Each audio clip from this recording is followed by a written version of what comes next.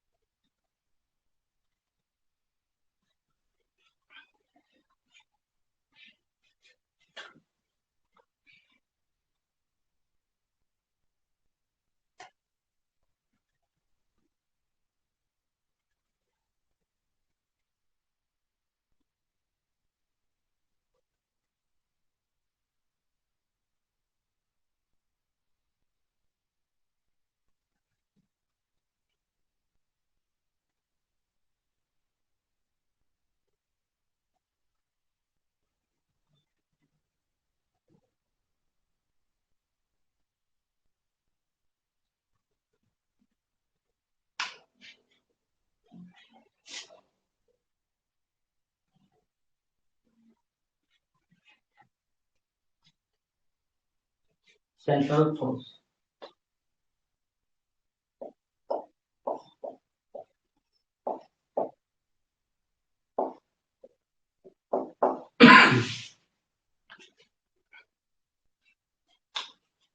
a force which is always directed away or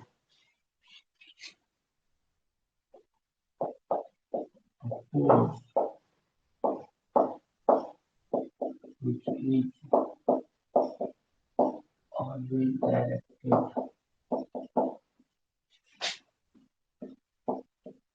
away or towards a fixed center.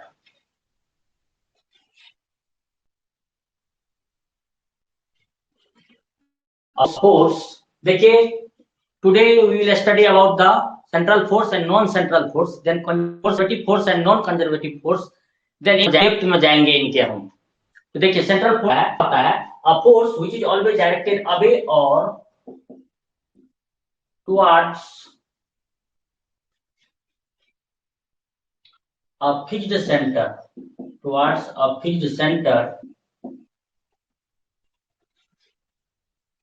and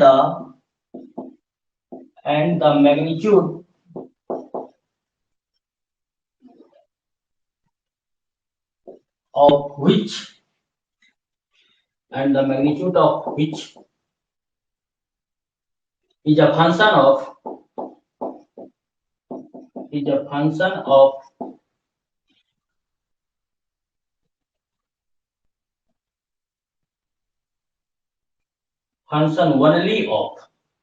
function only of the distance from the center taken as origin.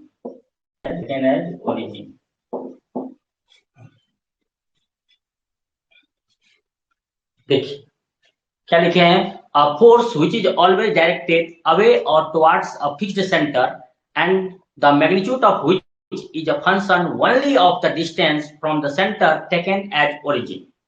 ठीक है ना। तो देखिए मतलब क्या हो गया, वैसा फोर्स जो हमेशा डायरेक्टेड होगा अवे या टुवर्ड्स अ फिक्स्ड सेंटर और उसका मैग्नीट्यूड सिर्फ और सिर्फ फंक्शन होगा सेंटर से डिस्टेंस का। समझ गए, सेंटर से उसकी जो दूरी उसका समझ में आया बात ना। ऐसा तो इन देखिए कोऑर्डिनेट सिस्टम ढेर सारा होता है। In the spherical coordinate system, in spherical polar coordinate system,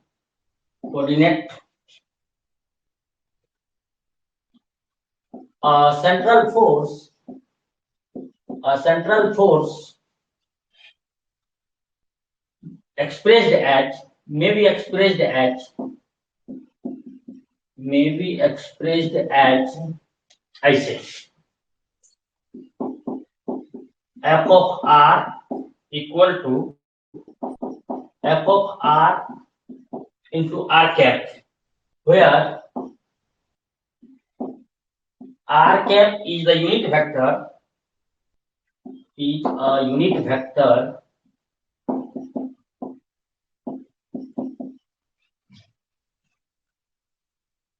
along r, along vector r, and f of r is a function of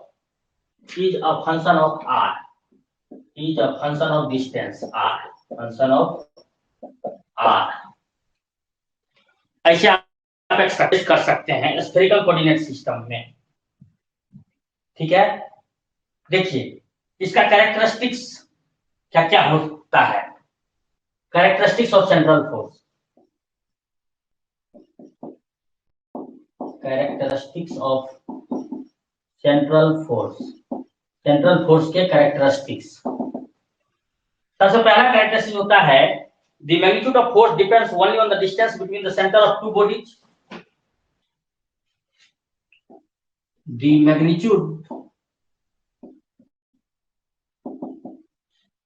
of force mainly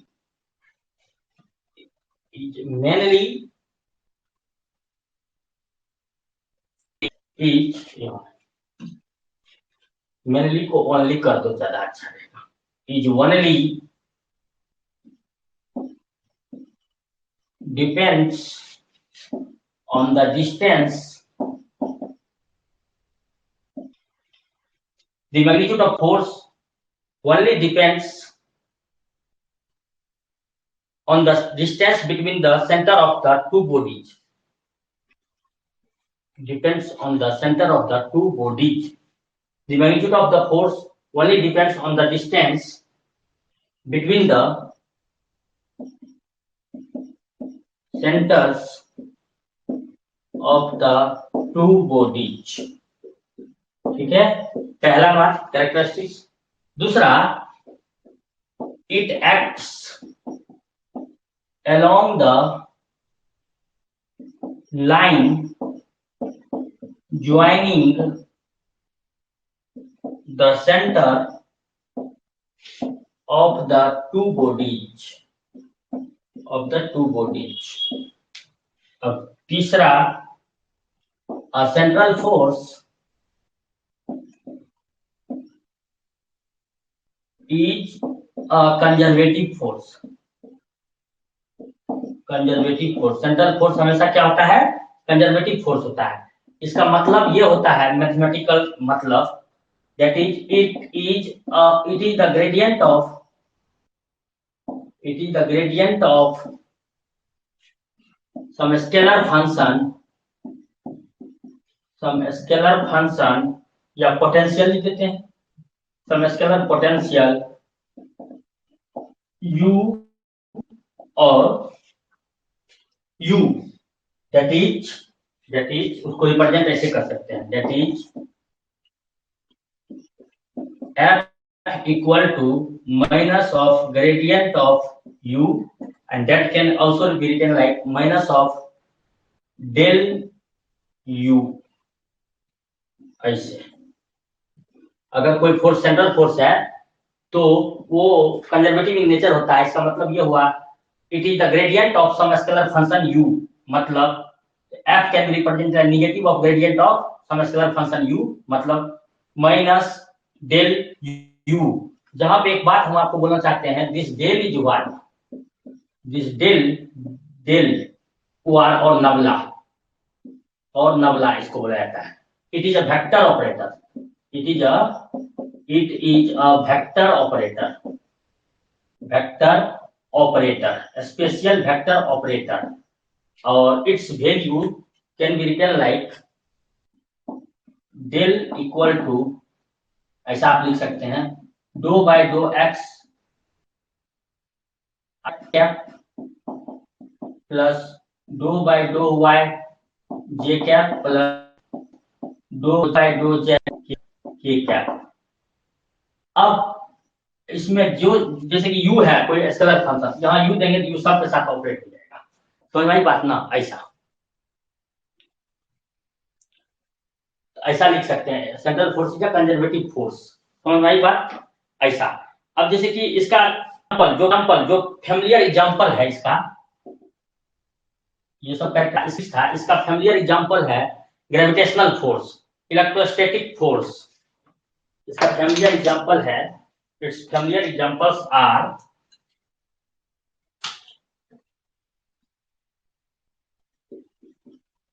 gravitational force, ठीक है, force of attraction between two masses, gravitational force of attraction between two masses, attraction between two masses, दो mass के बीच का। और दूसरा है इसका famous example electrostatic force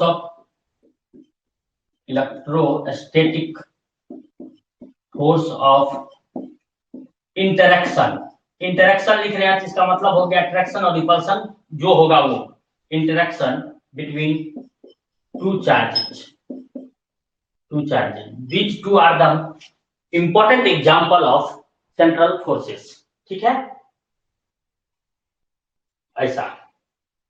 gravitational force के बारे में हम थोड़ा देर के बाद में बात करेंगे, और ये आप पढ़ेंगे ये इलेक्ट्रिसिटी एंड मैग्नेटिज्म चैप्टर में, इलेक्ट्रोस्टैटिक्स में। तो that is not the topic here, वो आप जानते हैं ऑलरेडी। और ये gravitational force here we will discuss this, अगर इस मौका मिला तभी इसको भी डिस्कस करेंगे। ओके, देखिए अब जो है यहाँ पे हम थोड़ा सा और बात करने वाले हैं, वो समझने की कोशिश कीजिए।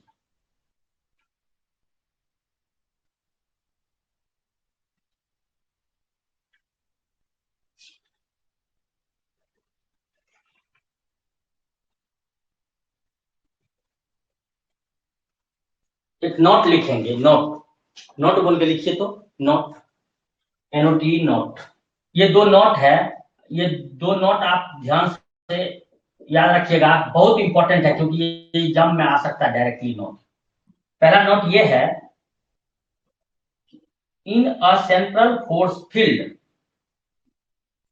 इन a central force field, central force field में the angular momentum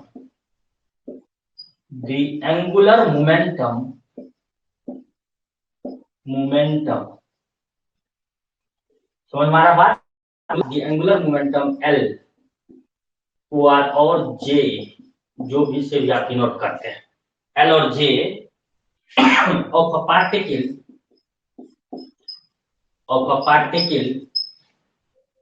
is conserved,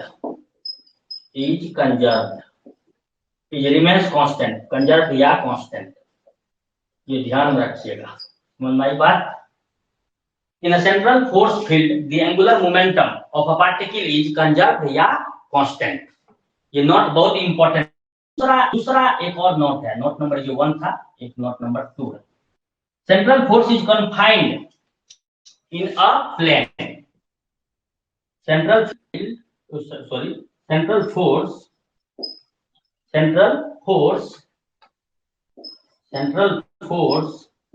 is confined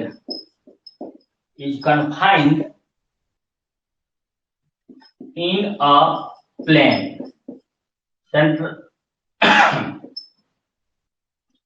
central force जो है कन्फाइंड होता है किस चीज में? एक प्लेन में। ये भी क्वेश्चन पूछता है, central force is confined in dash, तो आंसर क्या होगा?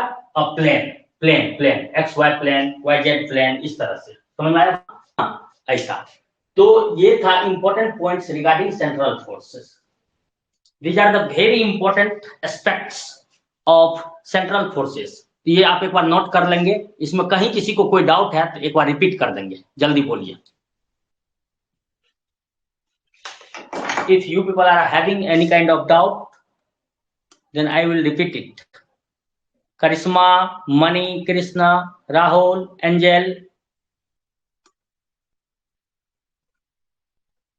किसी को कोई डाउट है इसमें रिपीट कर देंगे, वरना कॉपी कीजिए इसको। ऐसे इसको ध्यान रखना है, जो लास्ट में जो VVI पॉइंट लिखा है नोट, ये दोनों डायरेक्टली क्वेश्चन आता है एग्जाम में, जल्दी कॉपी कीजिए।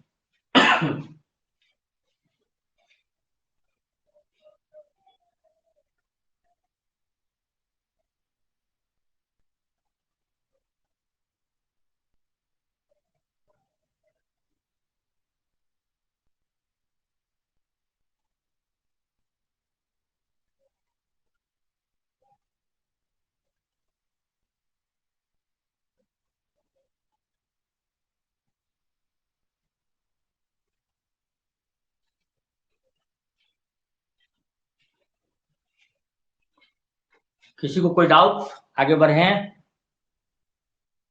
क्लियर है, okay. Now next is non central force. Central force क्या होता है? सेंट्रल फोर्स कंजर्वेटिव होता है। Central force is conservative force. Conservative force का मतलब हम थोड़ी देर में बात आएंगे क्या होता है कंजर्वेटिव नॉन कंजर्वेटिव का मतलब।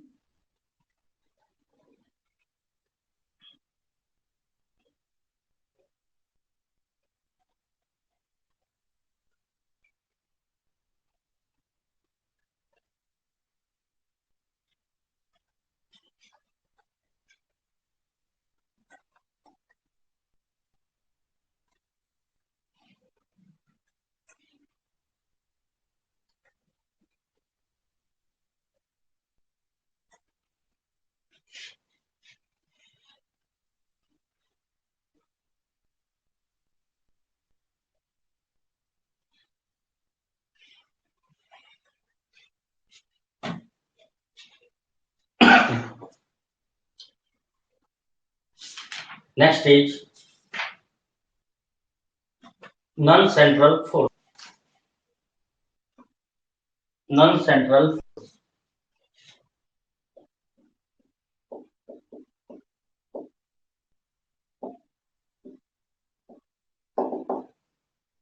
ये क्या होता है? ये एक ऐसा फोर्स है, a force that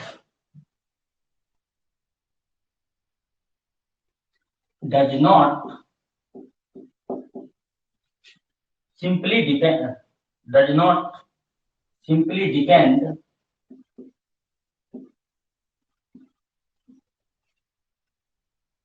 upon the distance between the centers of the two interacting bodies. Two interacting bodies, but also on the other parameters such as their spin and relative orientation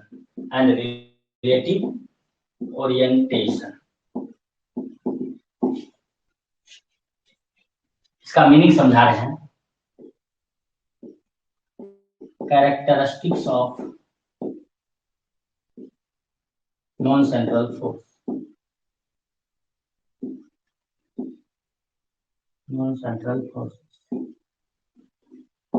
देखिए definition में क्या बोले, a force that does not simply depends upon the distance between the centre of two interacting bodies but also other parameters such as their spins, their relative orientations। मतलब ये हुआ, देखिए वैसा force जो सिर्फ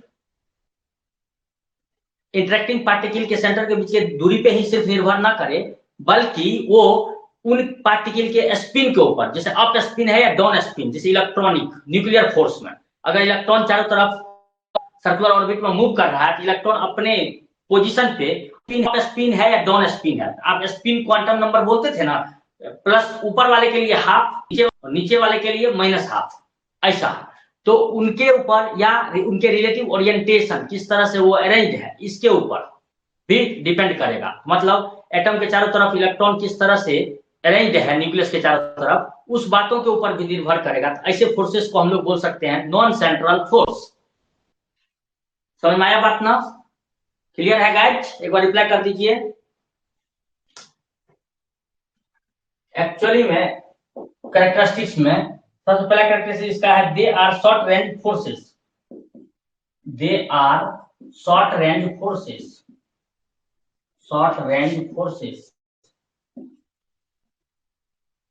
दैट इज, इसका मतलब ये हुआ, that is the force acts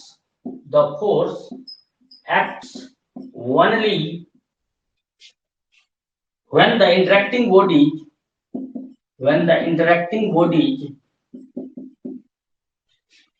the particle are very close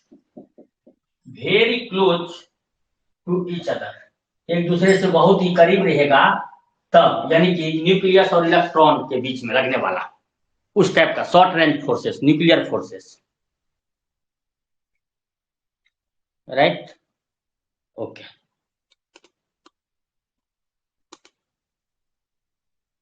next characteristics number 2, मतलब they are short range force का मतलब ये हुआ force acts only when interacting particle are very close to each other, मतलब न्यूक्लियस के और electron के बीच, ऐसा वाला। दूसरा, non central force do not necessarily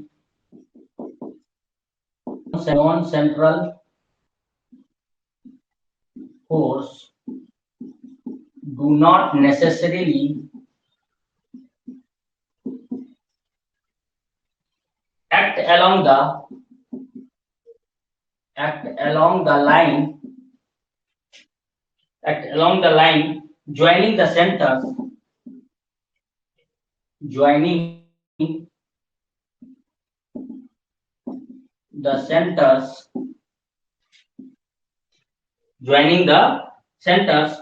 of the two bodies,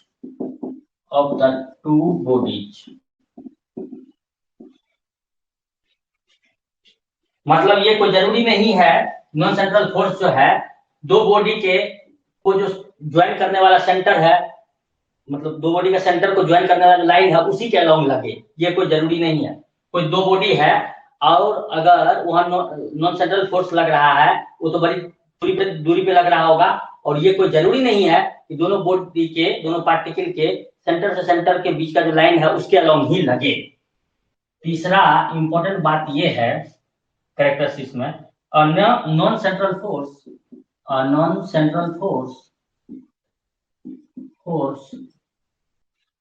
is non-conservative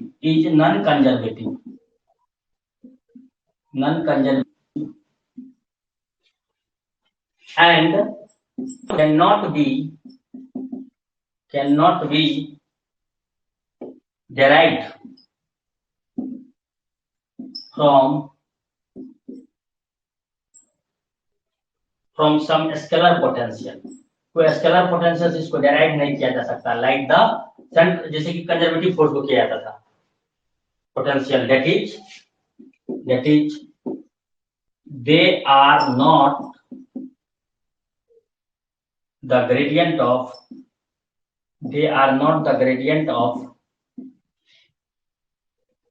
some scalar function, ये स्केलर फंक्शन का ग्रेडियंट नहीं होता है, ये बोलने का मतलब। इसके example of non central forces are weak forces. जैसे वीक फोर्सेस में देखो, पहला है वीक फोर्सेस में जैसे बीटा डीके में और बाकी सब डीके प्रोसेसेस में, जैसे कि रेडियो एक्टिविटी वाला प्रोसेस, जैसे कि बीटा डीके में एंड डीके प्रोसेसेस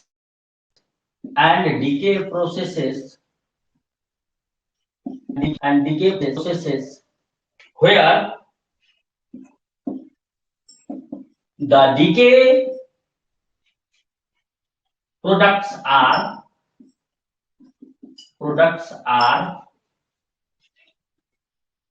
lepton। ये न्यूक्लियर फिजिक्स का बात है, इलेक्ट्रॉन्स, पोजिट्रॉन्स, ये सब न्यूक्लियर फिजिक्स में आपको देखने को मिलेगा। Neutrinos,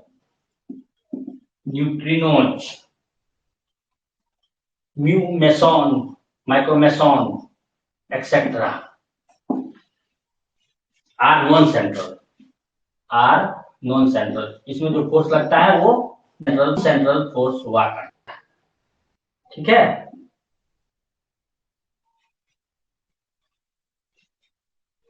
okay.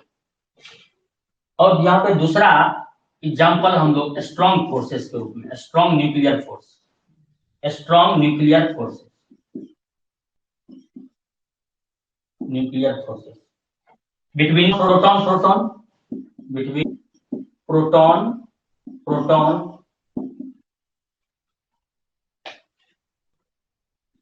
between proton neutron, proton neutron, between neutron neutron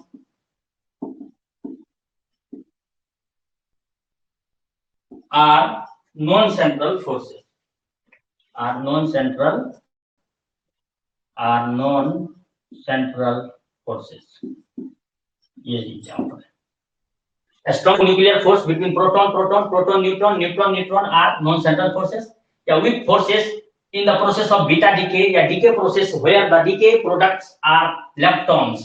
Example, lepton मतलब electrons, positron, neutrino, micromeson, etc. are इन सब में जो लगने वाला फोर्स होता है वो होता है non central forces. These are the example of non-central forces. यहाँ तक क्लियर है? Complete guys.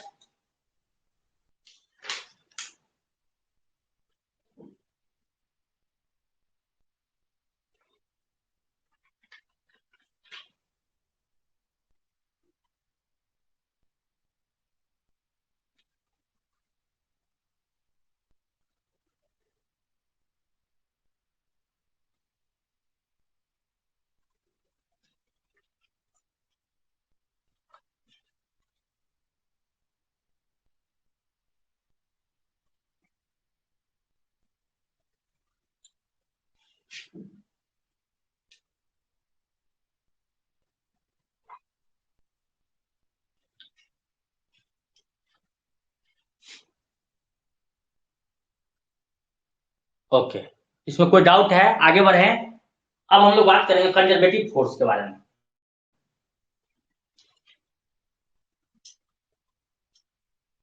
अगर कोई डाउट नहीं है तो आगे बढ़ेंगे। ये जस्ट राइट अप है, चीजें है, ये ऐसे होता है, इसको ध्यान में रखना है और एग्जाम में इससे क्वेश्चन आएगा तो आपको टिक मार करके आगे बढ़ना है। थ्योरेटिकल क्वेश्चंस आएंगे इससे पर बेस्ड।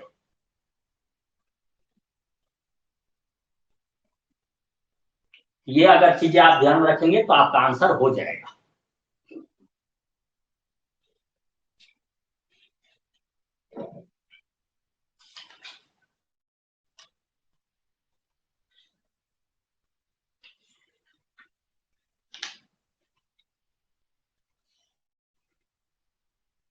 आगे बढ़े।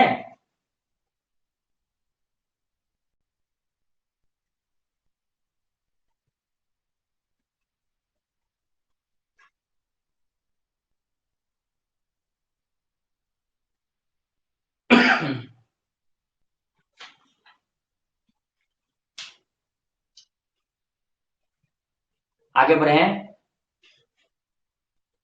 कुछ नहीं रिस्पॉन्स आता है, कोई रिस्पॉन्स नहीं। Everyone is sleeping in the online classes.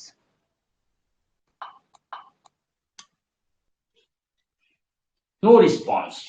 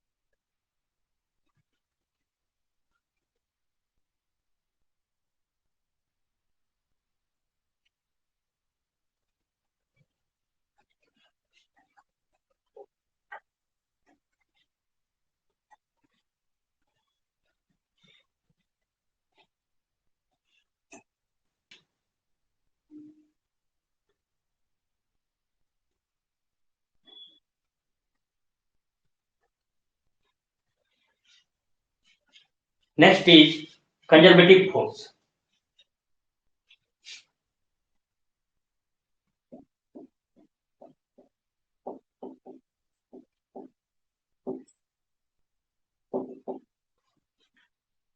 if work done by a force is only depending upon the initial and final position of the particle to carry out that particle from one point to another point, तो वो force द्वारा किया गया काम conservative force कहलाएगा। अगर किसी force द्वारा किसी पार्टिकल को एक जगह से दूसरे जगह पर ले जाने में जो काम किया जाता है वो अगर निर्भर करे, वह वर्क निर्भर करे किस बात पे, पार्टिकल इनिशियल और फाइनल पोजीशन पे सिर्फ, तो उसको बोलेंगे कंजर्वेटिव फोर्स। कैसा पाथ फॉलो किया इससे कोई लेना देना नहीं है, इनिशियल एंड फाइनल पॉइंट पे डिपेंड करे तो कंजर्वेटिव फोर्स बोलेंगे।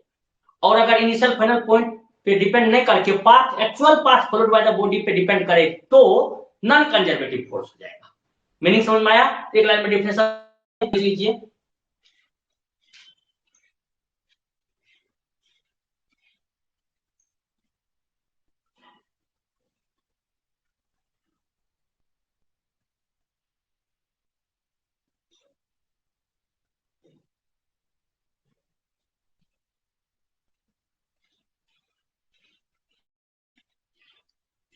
लिखेंगे डेफिनेशन,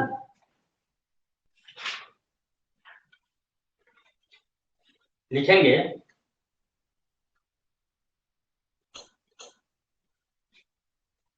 एनी फोर्स, ऐसे लिखा देते हैं, एनी फोर्स एफ, कोई फोर्स है एफ, ठीक है, acting on a particle, acting on a particle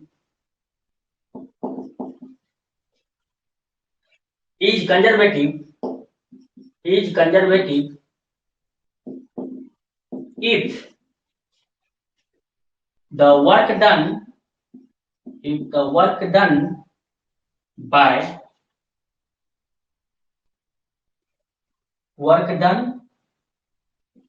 in taking the particle from one point to another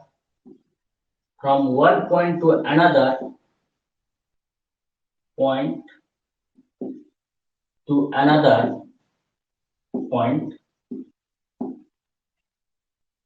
depends only on the initial and final positions that is independent of मतलब स्वतंत्र, is independent of the actual path,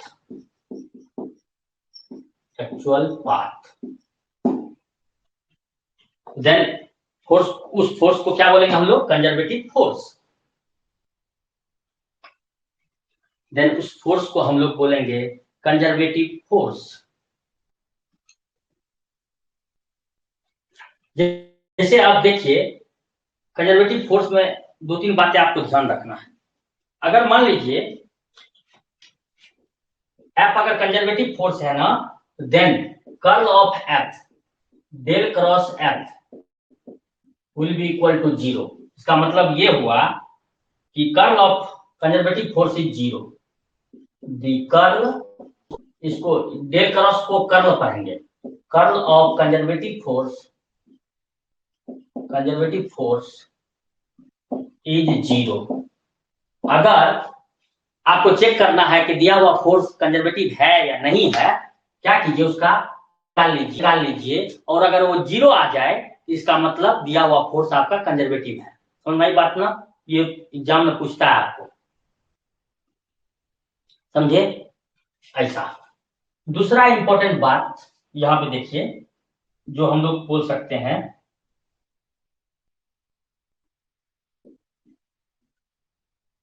curl of, इसका मतलब यही हुआ minus of del V, V scalar function, ये gradient of some scalar function है, यानी कि that in turn, this in turn is F will be equal to 0। यहाँ पे ऐसे आप बोल सकते हैं since F is equal to minus del dot V, इसलिए ये 0 होता है। ये कभी कभी मैथमेटिकल एक्सप्रेशन में आ जाएगा आपके एग्जाम में, ये आपको चूंकि लिखना रहेगा कि हम बता दे रहे हैं ताकि आप इजीली ये कर सकें, क्योंकि आप बोले हैं क्या बोले हैं कि इसको आप रिप्रेजेंट कर सकते हैं, फोर्स को, कंजर्वेटिव फोर्स को रिप्रेजेंट कर सकते हैं minus gradient of some scalar function.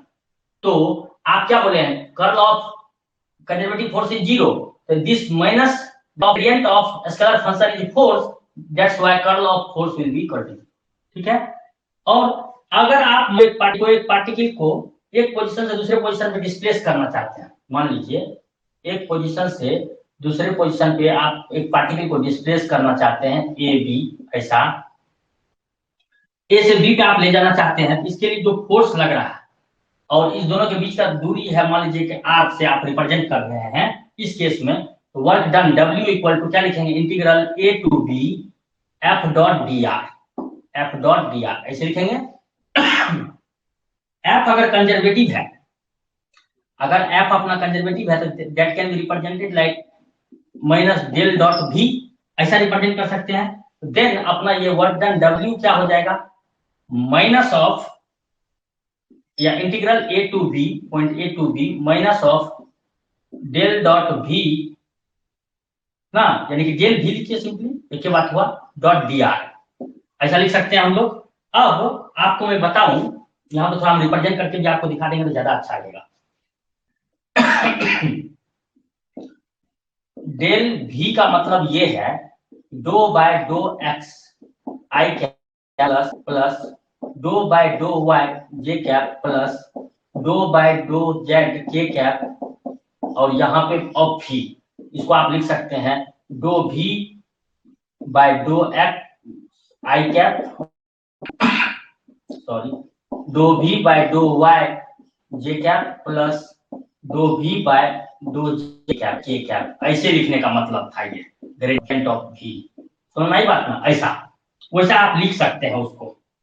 और साथ ही साथ अपना dr जो है, dr ये है अपना, मान लो x एक्सिस के अलोंग dx दूरी प्लस y एक्सिस के अलोंग dy दूरी प्लस z एक्सिस के अलोंग dz दूरी अगर गया है तो ऐसे लिख सकते हैं dx i cap plus dy plus j cap plus dz, ऐसे लिख सकते हैं हम लोग। तब इन दोनों का अगर आप डॉट प्रोडक्ट निकालते हैं, डेल V डॉट dr, अब देखो क्या हो जाएगा, इस दोनों का अगर आप डॉट प्रोडक्ट निकालोगे तो क्या आएगा अपना, ये आएगा अपना ऐसा, डो V बाय डो x i cap into i cap हो जाएगा 1 इंटू dx प्लस डो V बाय डो y इंटू dy प्लस डो V बाय डो z इंटू dz, ऐसा है। And this is nothing but this can be represented like dv, a small representation of that scalar function dv। समझ में आई बात ना, ऐसा। तो देखो अब अगर हम लोग, अब जो बोलने का मतलब हुआ इतना के बदले, कहने का मतलब इतना के बदले अब हम लोग क्या लिख सकते हैं, यहाँ पे लिख सकते हैं ऐसा, integral a to b minus of dv, इतना के जगह पे dv, और यह माइनस पहले से है, और तब हम लोग इसको लिख सकते हैं कि ये माइनस बाहर हो जाएगा, इसका इंटीग्रेशन हो जाएगा v with the limit a to b। तो आप अगर लिमिट चेंज करोगे तो इंटीग्रेशन का ये साइन चेंज कर जाएगा, ये हो जाएगा अपना मतलब उल्टा हो जाएगा, कहने का मतलब, तो v सफिक्स में b माइनस, अच्छा पहले रहने दो, minus of vb minus va, and that can B represent like va minus vb, ये माइनस साइन से multiply, this will be the work done, मतलब पोटेंशियल डिफरेंस हो जाएगा दो पॉइंट के बीच में, ऐसा आप रिप्रेजेंट इसको कर सकते हैं, है ना। तो देखो यहाँ से work done depends only on the value of potential function v at the initial and final position, but it is independent of the path followed by the body. इसमें कहीं इनिशियल और फाइनल पॉइंट पे जो potential है उस पर निर्भर कर रहा है, उस दोनों का डिफरेंस ही वर्क डन है। क्या ये बी इन बिटवीन वाले चीजों पे निर्भर कर रहा है? नहीं कर रहा। इससे ये प्रूफ हो गया कि कंजर्वेटिव फोर्स द्वारा जो भी काम किया जाता है एक पार्टिकल से एक जगह से दूसरे जगह ले जाने में, वो इनिशियल और फाइनल पोजीशन के ऊपर निर्भर करता है, ना कि actual path followed by the force यानी बॉडी के द्वारा। समझ में आया बात ना? फोर्स के द्वारा जो बॉडी एक्चुअल पाथ फॉलो करता है उस पर निर्भर नहीं करता है, सिर्फ इनिशियल और फाइनल पॉइंट पे। That can be proved like this. तो सेंट्रल फोर्स के रिगार्डिंग ये सब इंपॉर्टेंट बातें आपको ध्यान में रखना है। क्लियर है या कोई डाउट है तो इसमें पूछ सकते हो।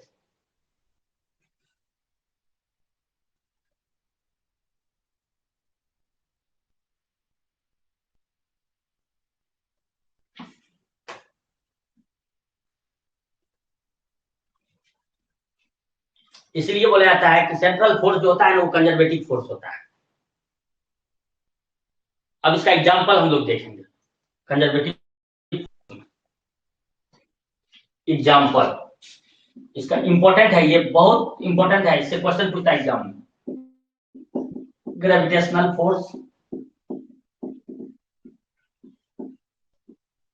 इलेक्ट्रोस्टैटिक फोर्स या कूलॉम फोर्स, इलेक्ट्रोस्टैटिक फोर्स। तीसरा इलास्टिक फोर्स, इलास्टिक फोर्स। चौथा force on moving charge, force on moving charge, moving charge. ये सब इलेक्ट्रोस्टैटिक कंजर्वेटिव फोर्स का एग्जांपल है।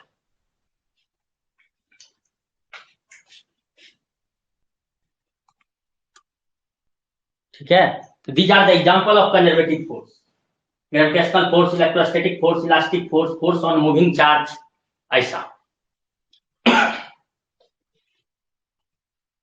अब देखेंगे हम लोग नॉन कंजर्वेटिव फोर्स के बारे में। हम ऐसा इसलिए लिखा रहे हैं क्योंकि इसी तरह से इससे क्वेश्चंस आएगा और आप इजी वे में आंसर कर पाइएगा अगर नोट्स पढ़ के जाइएगा तो, वरना there will be very difficulty for you people to answer in the examination. इसलिए आप नोट्स को बारीकी से देखिए, नहीं समझ में आ रहा है तो अभी पूछ लीजिए। ऐसा कुछ भी नहीं है कि समझ में नहीं आना चाहिए, लेकिन फिर भी नहीं आ रहा समझ में तो आप हमसे पूछ सकते हैं।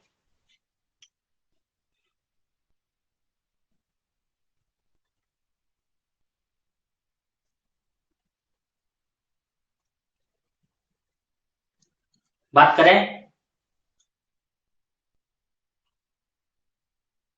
Next is non conservative force. हम यहाँ टॉपिक बना रहे हैं non conservative force. Any force F acting on a particle is non-conservative,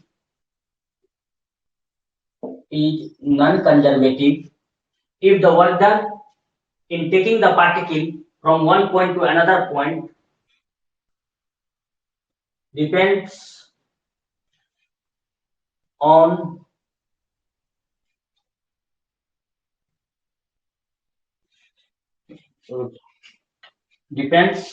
the actual path followed by the body. Depends on the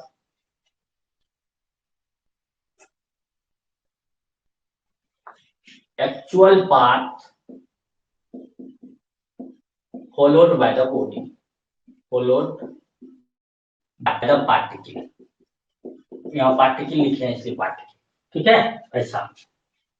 This is the definition. Any force F acting on a particle is non-conservative if the work done in taking the particle from one point to another point depends on the actual path followed by the particle. ठीक है ना? अब इसमें दूसरा क्या हो जाता है, देखो यहाँ पे प्रॉपर्टी कर्ल जो होता है नॉट इक्वल टू जीरो होता है। Curl of non conservative force is not equal to zero, मतलब curl of non conservative force is non zero, non zero. इसका कुछ ना कुछ वैल्यू आ जाएगा। इसका मतलब क्या हो गया, जैसे ही वैल्यू आ जाएगा तो इसका मतलब क्या हो गया कि फोर्स अपना कैसा है, नॉन कंजर्वेटिव। जीरो के अलावा कुछ भी आएगा नॉन जीरो आएगा, कुछ भी वैल्यू आ जाएगा तो इसका मतलब हो गया नॉन कंजर्वेटिव है। अगर जीरो आएगा तो फोर्स कंजर्वेटिव है। समझ में आया बात है? ऐसा। और इसको हम लोग it cannot be expressed like, it cannot, non-conservative force cannot be expressed like negative of gradient of some scalar function, cannot be, can not या नॉट इक्वल टू, इसको एक्सप्रेस नहीं कर सकते हैं। It can not be express like negative of gradient of some scalar function, ठीक है ऐसा। और इसके एग्जांपल्स हैं फ्रिक्शनल फोर्स। दूसरा इंपॉर्टेंट एग्जांपल है विस्कस फोर्स। ये हम लोग फ्लूइड में देखेंगे, फ्लूइड मैकेनिक्स में। अब फ्रिक्शन तो पढ़ लिए हैं, फ्रिक्शनल फोर्स, ठीक है।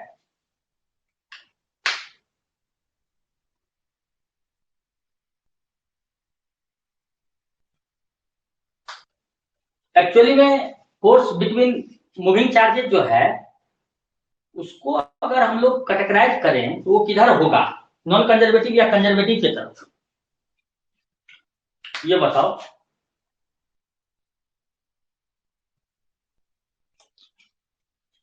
तीसरा इसका एग्जांपल है exchange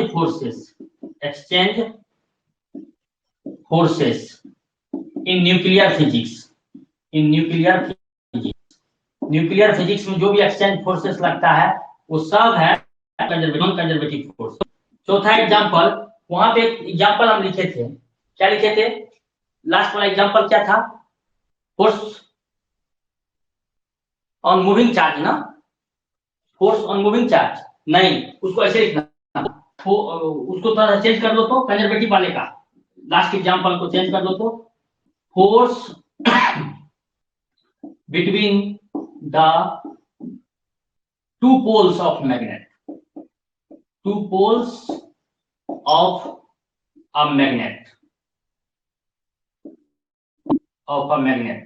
that is magnetic force between the poles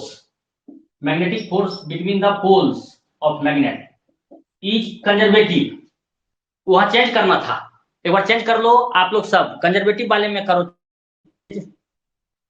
yes करिश्मा, वो जो लिखे थे ना फोर्स ऑन मूविंग चार्ज, उसको काट के ये लिखो कंजर्वेटिव फोर्स में क्या लिखना है, force between the two poles of a magnet, मतलब मैग्नेटिक फोर्स।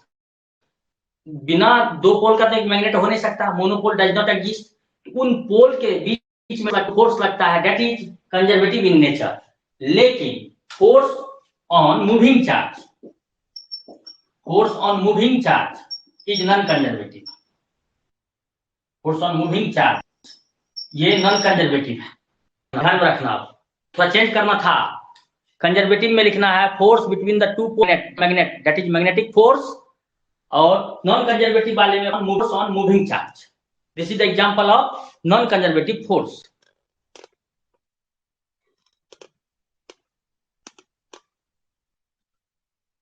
राइट। ऐसा यहां तक क्लियर होगा सबको। ये था अपना कंजर्वेटिव और नॉन कंजर्वेटिव फोर्स के बारे में, और सेंट्रल फोर्स और नॉन सेंट्रल फोर्स के बारे में। अगर इतना बातें आपको ध्यान में रहेगा, 3-4 ऑब्जेक्टिव बन जाएगा। कितना ऑब्जेक्टिव बन जाएगा, 3-4 ऑब्जेक्टिव बन जाएगा। एक्चुअली में दिस मैकेनिक्स इज वाइडली स्कोपिक, बहुत ज्यादा स्कोपिक है। इसमें जितना भी इंपॉर्टेंट पैरामीटर है सारा का सारा हम आपको पढ़ाते जा रहे हैं, जिससे कि क्वेश्चन वो टच कर सकता है, सोच सकता है उससे पूछने के लिए, उस सारे टॉपिक को हम कवर कर देंगे। अनवांटेड टॉपिक का बोलिएगा तो नोट्स दे देंगे, जो बेकार का है पूछेगा नहीं एग्जाम में। तो जितना भी इंपॉर्टेंट टॉपिक है सारा पढ़ाएंगे। वो सोच सकता है क्वेश्चन सेट करने के बारे में, सारे को हमको लिखा, क्योंकि बोलने से काम नहीं चलेगा। नोट्स आपके पास रहेगा, आप पढ़ के जाएंगे तभी आंसर होगा। ये चेंज कर लीजिए ना आप लोग, एक बार रिप्लाई करो, सभी लोग चेंज किया। कंजर्वेटिव फोर्स के एग्जांपल में फोर्स बिटवीन द, वो जो था ना फोर्सेस ऑन मूविंग चार्जेज, वो वहां नहीं होकर के वो है नॉन कंजर्वेटिव फोर्स का एग्जांपल। वहां पे उसके जगह पे लिखना है force between two poles of magnet, that is magnetic force between the poles of magnet. सब कोई चेंज किए, बाकी लोग क्यों नहीं रिप्लाई कर रहे हो जी? राहुल कहां चला गया? राहुल सो रहा सॉरी, राहुल चेंज किए?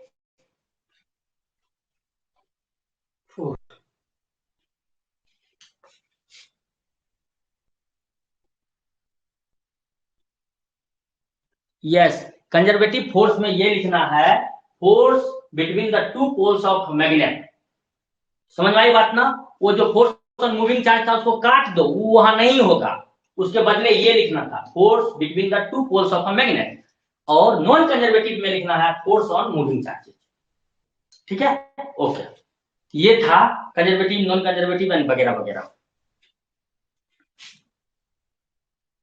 यहाँ तो डाउट है तो पूछो, किसी को कोई डाउट है तो पूछो। If any doubt you can ask.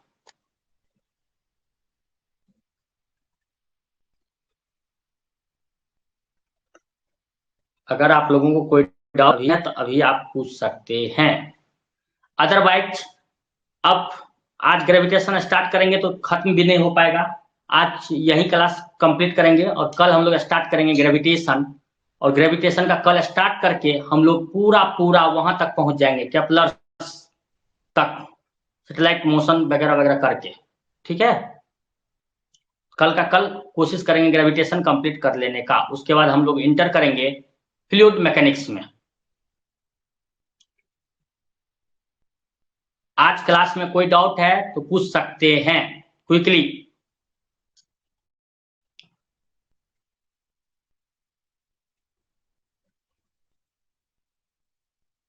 कल हम लोग ग्रेविटेशन पूरा पढ़ेंगे, कोशिश करेंगे कल का कल कंप्लीट हो जाए, वो कंप्लीट हो जाएगा देन हम लोग स्टार्ट करेंगे फ्लूइड मैकेनिक्स, बर्नौलीज वाला पार्ट। और उसके बाद लास्ट में हम लोग पढ़ेंगे कर्ल वाला न्यूमेरिकल आएगा क्या, कर्ल वाला न्यूमेरिकल इलेक्ट्रिसिटी में आएगा, यहां नहीं आएगा।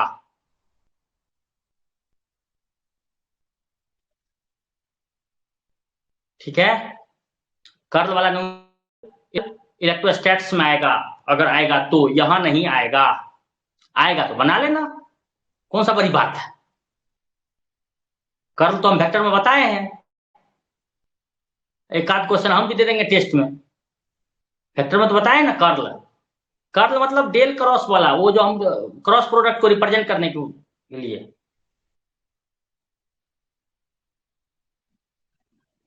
मनी क्या बोल रहे हैं, आप पूछ रहे हैं या बता रहे हैं? सही सिलेबस कवर कर रहे हैं, ये आप पूछ रहे हैं या बता रहे हैं? एक बार आप रिप्लाई कीजिए। मनी, आप बता रहे हैं कि हम सही सिलेबस कवर कर रहे हैं, या आप हमसे पूछ रहे हैं?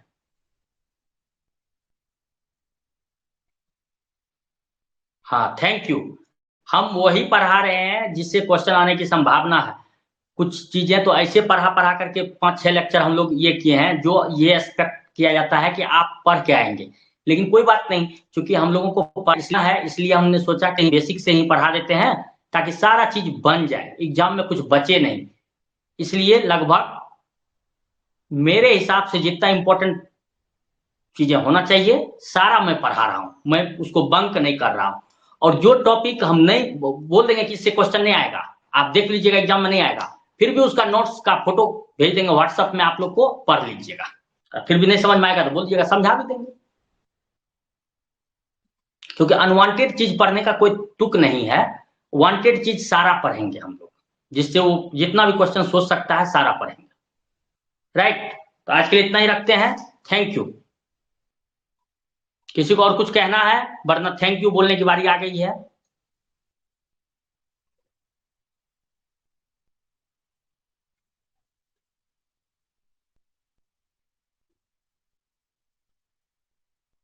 Okay, thank you.